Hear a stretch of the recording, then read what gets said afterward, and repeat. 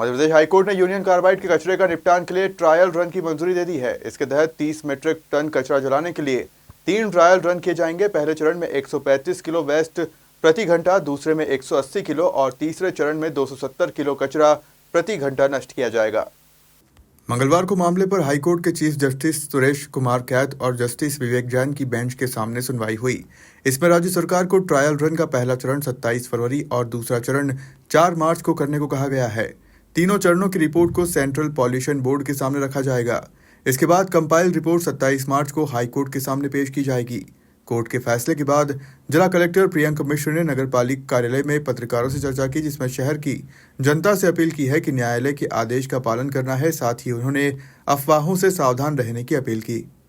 देखिए, union carbide के विषय में आज माननीय उच्च न्यायालय में सुनवाई थी और सुनवाई अभी आज पूरी हुई है। उसका आदेश अभी अपलोड नहीं हुआ है, जारी नहीं हुआ है। जब वो कल अपलोड होगा तब उसके आधार पे जो विभाग है वो अपने आगे के दिशा निर्देश जारी करेगा।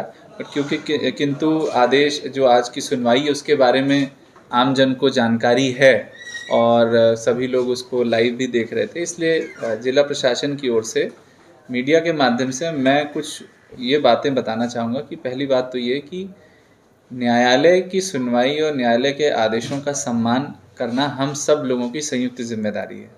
किसी भी स्थिति में इस प्रकार की बातें नहीं होनी चाहिए कि न्यायालय में जो भी निर्णय लिए जा रहे हैं उनका सड़कों पर विरोध प्रदर्शन करना या कानून व्यवस्था को भंग करने का प्रयास बिल्कुल नहीं करना चाहिए। ये मेरा आप सभी लोगों से आग्रह है। यदि कोई बात है या अपनी कोई ऐसी चर्चा में बात रखनी है, उसके लिए नगर पालिका का हमारा ये कार्यालय और ज्ञापन अलग अलग तरीक़ों से अपनी बात को आमजन जो भी रखना चाहे वो रख सकता है, बट कृपया करके कानून व्यवस्था को बिल्कुल हाथ में ना लें। जहाँ तक इस यूनियन कार्बाइड के विषय में अग्रिम कार्रवाई को लेकर के बात है, तो वो जो भी कोर्ट के आदेश के बाद राज्य सरकार के माध्यम से जो भी निर्देश जारी होंगे उनके पालन में कोई अगर कठिनाई होगी और जिला प्रशासन का कोई सहयोग आवश्यक होगा तो वो हम लेंगे। लेकिन अभी तक जो भी पूरी कार्रवाई आप लोगों ने जैसा देखी है वो भी कोर्ट के ही मार्गदर्शन में हुआ था। पिछली पेशी में हमें ये निर्देश प्राप्त हुए थे कि हम जनता को जन जागरण करें, उनको सही जानकारी सही तथ्यों से अवगत कराएं और पिछले 6 सप्ताह में हमने यही करने का प्रयास किया है और उसके परिणाम भी आए हैं। उसमें भी जो प्रश्न या जो भी बातें आम जन से या एक्सपर्ट से आई हैं उनका भी जवाब देने का प्रयास किया गया है। तो मैं यही कहना चाहूँगा कि पूरी प्रक्रिया पारदर्शिता से की जा रही है। प्रश्नोत्तर का दौर जारी है। लोगों के माध्यम से जो भी सवाल आ रहे हैं उनका जवाब दिया जा रहा है एक्सपर्ट्स के द्वारा।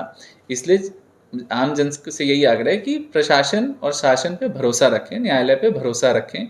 जो भी निर्णय और निर्देश दिए जा रहे हैं वो आम जन के सभी बिंदुओं को सोच समझ करके ही दिए जा रहे हैं। जो अनलोडिंग की भी कार्रवाई की गई वो सभी ने देखी होगी कि पूरी पारदर्शिता के साथ मीडिया की प्रेजेंस में और जनप्रतिनिधियों के प्रेजेंस में किया गया और उसके लिए मैं पुनः सबको धन्यवाद देना चाहूँगा। आगे भी आप इस प्रकार का ही सहयोग करें, यही आपसे अपेक्षा है। और आज आप लोगों को ब्रीफ करने का मूल उद्देश्य ये था कि किसी भी प्रकार से कोर्ट के आदेश या उनके जो सुनवाई हुई उसके संबंध में भ्रामक या तथ्यहीन जानकारी का प्रचार प्रसार ना किया जाए।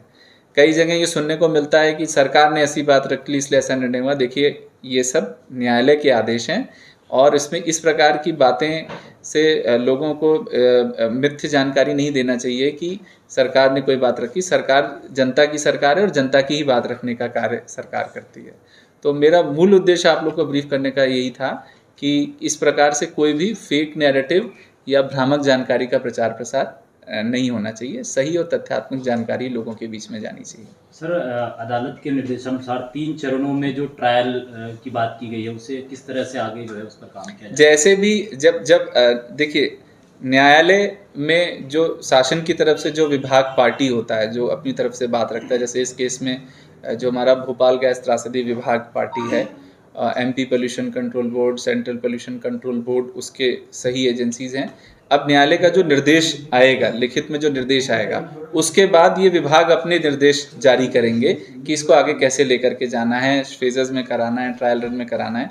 जब वो निर्देश एक बार हमें प्राप्त होंगे और जो इंडस्ट्रियल वेस्ट मैनेजमेंट कंपनी उनको प्राप्त होंगे तो सरकार के एजेंसीज के प्रेजेंस में ही आगे जो भी कार्रवाई होगी वो की जाएगी और सभी कार्रवाई के बारे में आमजन को पूरी पारदर्शिता के साथ बताया सर, क्या कोर्ट ने जो निर्धारित समय सीमा 27 फरवरी दी है माननीय उच्च न्यायालय ने, तो क्या उस पे 27 तारीख को ही पहला ट्रायल किया जाएगा? नहीं, मैं समझता हूँ अभी कहना प्री मैच्योर है। ऑफ कोर्स अगर कोर्ट ने ऐसी कोई भी टाइमलाइन निर्धारित की है तो उसका तो पालन करना मतलब सबका दायित्व है।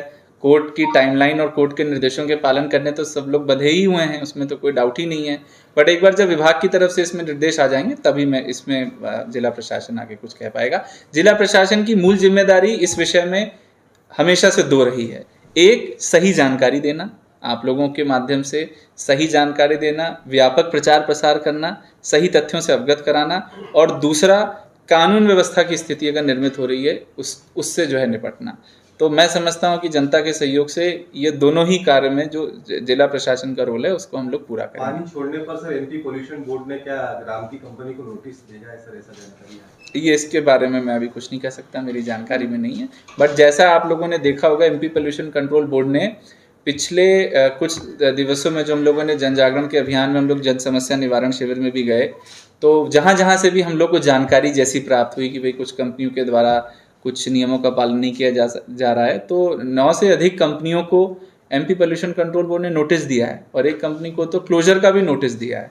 तो जो मैंने पिछली भी बार बताया था कि एक स्वच्छ पीथमपुर अभियान हम चला रहे हैं, और उसका मूल ये जो उसका सिद्धांत है वो ये है कि यदि पर्यावरण को लेकर के हमें कहीं से भी कोई शिकायत प्राप्त होगी और पर्यावरण को बढ़ावा देने के लिए और भी जो प्रयास करना है, जैसे सिंगल यूज प्लास्टिक पे बैन लगाना है, या बहुत से पुराने ट्रक्स होते हैं जिनसे बहुत धुआं निकलता है, इस प्रकार के मैं कुछ उदाहरण स्वरूप दे रहा हूँ। तो हम पूरे सर्वांगीण पर्यावरण के संतुलन को बनाए रखने के लिए हम लोग संकल्पबद्ध हैं और वो पीथमपुर में हम वो कार्य को आगे लेकर के जाएंगे। सर, पिछले दिनों की तस्वीरों में और आज की तस्वीरों में काफ़ी ज़्यादा अंतर है। कहीं ना कहीं इसमें ये कहा जा रहा है कि प्रशासन ने जो जन जागरण अभियान चलाया है उसमें काफ़ी ज़्यादा जो है सफलता मिली है। इसे किस नज़र से आप देखते हैं?